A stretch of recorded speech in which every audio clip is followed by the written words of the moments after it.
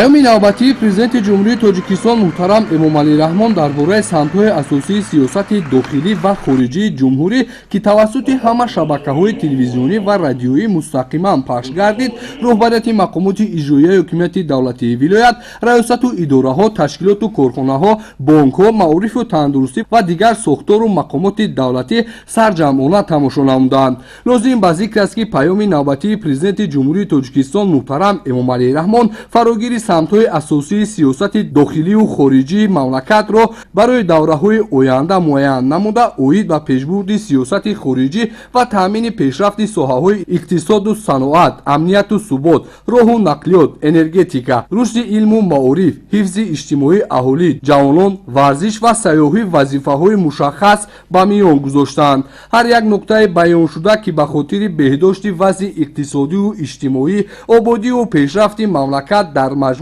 بلند برداشتن سطح نیکوحالی مردم کشور نگرانیده شده است، از جانب کارمندان کسب و کار گوناگون خوش پذیرفته شد. چنانچه پرزیدنت مملکت ضمن ارائه پیام نوبتی قید داشتند، ما باید از استقلال و آزادی و صاحب وطنی و صاحب دولتی شکرانه کنیم. شکرانه وطن صاحب اختیار و محبوبمان را به جا آورده این خاک مقدس را صدقاً دوست داریم. به دولت صاحب استقلال ما صادق باشیم. همه سعی و تلاش خود را به خاطر پیشرفت و نیرومند گردانیدن آن و در عرصه بین المللی باز هم بلند برداشتن نفوذ و اعتبار تاجیکستان عزیزمان روانه سازیم. در مرکز ماموری ولایت ختلان شهر بختر در هر یک ساختار و مقامات از جمله ریاست اگنتی نظارت دولتی مالیوی و مبارزه با کروپسیون جمهوری تاجیکستان در ولایت ختلان، مقامات پروکراتورای ولایت، پروکراتورای حربی گارنیزون بختر، ریاست وزارت کارهای داخلی در ولایت ختلان، ریاست خدمات دولتی آتش نشانی ولایت، خدمات محافظت در ولایت با درک بلند مسئولیت شناسی طریق آینه نیوگون تماشا نموده، همچون حجت راهنما برای پیشبرد فعالیت در بخش‌های مختلف خواجگی خلق کشور پذیرایی کردند. پیام پرزیدنت جمهوری تاجیکستان محترم امامعلی رحمان حجت برنامه‌ای بوده در آن سمت‌های افضلیتناک رشد اقتصادی، اجتماعی، فرهنگی و حقوقی مملکت جدی تحلیل گردیده، راه‌های به مقصد موافق رشد و ترقیات تاجیکستان صاحب استقلال برای آینده مشخصاً نشان داده شده است. ضمن ارائه نمودن پیام نوبتی پرزیدنت مملکت در ارتباط با بلند برداشتن سطح معرفت حقوقی ساکنان پیشنهاد نمودند که سال 2024 معرفت حقوقی اعلان کرده شود. در همین زمینه از رهبریت وزارت و اداره‌ها دعوت به عمل آورده شد که در تربیت متخصصان بلند اختصاص و صادق به وطن تاثیرگذار باشند.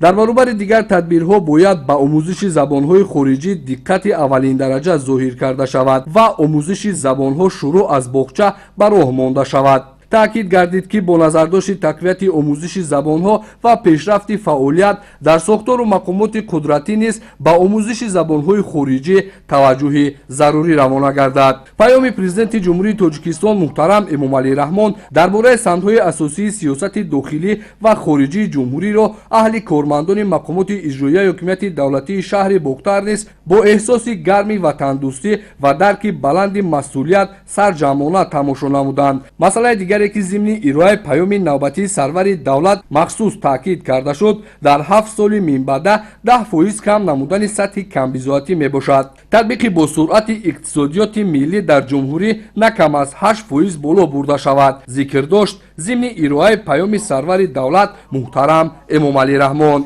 با مقصد تامین نمودن شغلناکی اهالی هر سال در جمهوری دهها کارخانه‌های صنعتی با جلب صاحبکاران بنیاد گردیده هزارها جایهای نوی کاری تأسیس داده می شود. سرور دولت سهم صاحبکاران وطندوست میهن را در جوده بنیادکاری‌ها ارزنده حسابیده اظهار سپاس و منتداری نمودند. پرزیدنت مملکت ضمن سخنرانی اوید به تامین نمودن سرسبزی طبیعت اطراف، شنانیدن نهال‌های آرایشی و سایه افکن با توصیه عالمان و متخصصان ساحت дар канори шоҳроҳҳо ва истифодаи босамари замин, баланд бардоштани маърифати экологии сокинон, таъмин намудани нашу намои минбаъдаи ниҳолҳои шинониндашуда ва масъалаи тозагию ободонӣ диққати ҳамагонро ҷалб намуданд. Президенти кишвар таъкид доштанд, ки давлат аз хона, аз оила шурӯъ мешавад. Ба тозагии кӯчаҳои шаҳр бояд таваҷҷӯҳи махсус равона созем. паёми президенти ҷумҳурии тоҷикистон муҳтарам Эмомалӣ Раҳмон дар бораи самтҳои асосии сиёсати дохилӣ ва хориҷии ҷумҳуриро аҳли кормандони сарраёсати молияи вилояти Хатлон низ ҳамчун паёми роҳнамо ва муждаи амалишавии орзуҳо пазироӣ намуда, сарҷамона тариқи оинаи нигӯн тамошо карданд. Яке аз нуқтаҳои муҳиме, ки зимни паёми ироанамудаи сарвари давлат зикр рафт, бо мақсади таъмини некуаҳолии мардуми Тоҷикистон ва баланд бардоштани сатҳи зиндагии сокинон, соли 2024 шурӯъ аз 1 июл нафақаҳои суғуртавӣ, меҳнатӣ, иҷтимоӣ ва иловапулӣ 30% ба андозаи муқарраршудааш зиёд карда шавад.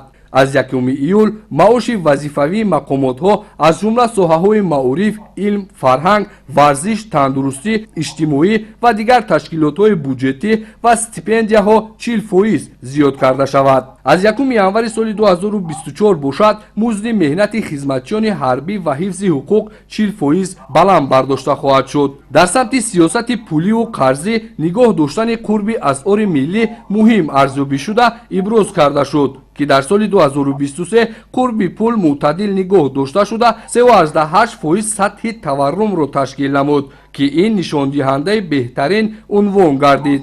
дар ин замина бо такя ба сиёсати пуливу қарзии давлат ва низоми бонкӣ бақияи пасандозҳои аҳолӣ 32% зиёд шуда бештар аз 18 миллиард сомонӣ баробар гардидааст. дар давоми як сол фоизи қарздиҳӣ дар мамлакат 31.1%-ро фаро гирифта ба 18.5 миллиард доллар баробар шудааст, ки фаъолнокии иқтисодии аҳолӣ ва соҳибкоронро нишон медиҳад. сарвари давлат дар радифи дигар масъалаҳои муҳим, андешаҳо вобаста ба корҳои сохтумонӣ дар бузургтарин нерӯгоҳи обии барқии Роғун андеша баён намуда, таъкид доштанд, ки роҳбарияти ҳукумати мамлакат ҳадаф доранд соли 2025 агрегати сеюми ин нерӯгоҳи азими асрро мавриди истифода қарор диҳанд. маҷмӯан кормандони мақомоти иҷроияи ҳукумати давлатии вилоят, шаҳри Бохтар, раёсату идораҳо, ташкилоту муассисаҳо паёми навбатии президенти кишварро ҳамчун роҳнамои фаъолияти баъдӣ хушпазироӣ намуданд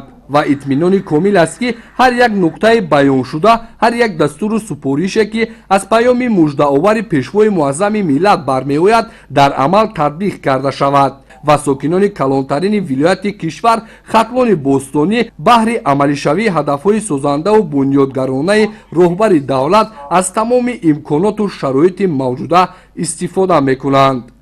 Маъруфи Назрӣ, Фахриддини Карим, Намузали Эргаш барои барномаи Иттилоъоти Ахбор.